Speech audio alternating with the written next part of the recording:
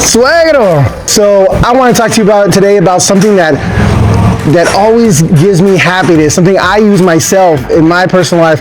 This is the idea of using property to take out cash. Say you're one of those people who has multiple properties. You have a primary home and at least one other property. That property is paid off and you're like, well, I want to invest more. I want to buy more properties. How do I do that? That's when you call us.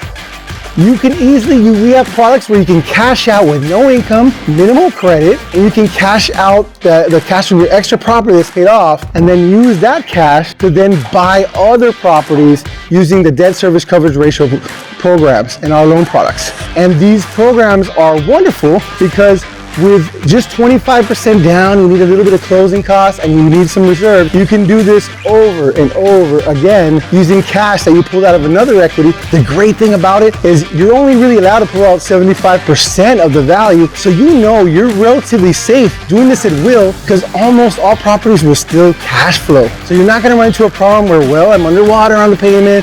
What do I do?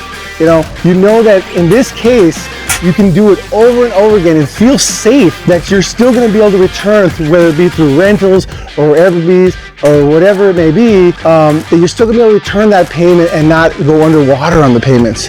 Right? So this is something that I use personally and I feel like others should know about. And I'm here to help you find that out, find out what works for you, and hopefully save you a ton of money and get your investment portfolio, build it way up there so you can start compounding that equity so that one day the goal is wait for hopefully a market correction in the future and you can pull all that equity out. And when you do so, you're like, well, Jacob, if I pull it out, what's gonna happen? Now I'm paying out more money. Oh my God, not necessarily. We're waiting for those interest rates to dip, to drop down so that when we pull all that money out of those properties you've been holding, suddenly all that money goes into your bank account and that drop in interest offsets your current payment and remains the same. And guess what? Now your bank's loaded, you owe no taxes because they're technically loans, and you're still compounding your equity long term. And it's paying, oftentimes it's paying for itself or slightly cash flowing. That's what I like to do. I think other people should definitely be aware of this, and it can make people so much money. Go ahead and text 5 to the number below and to hear more.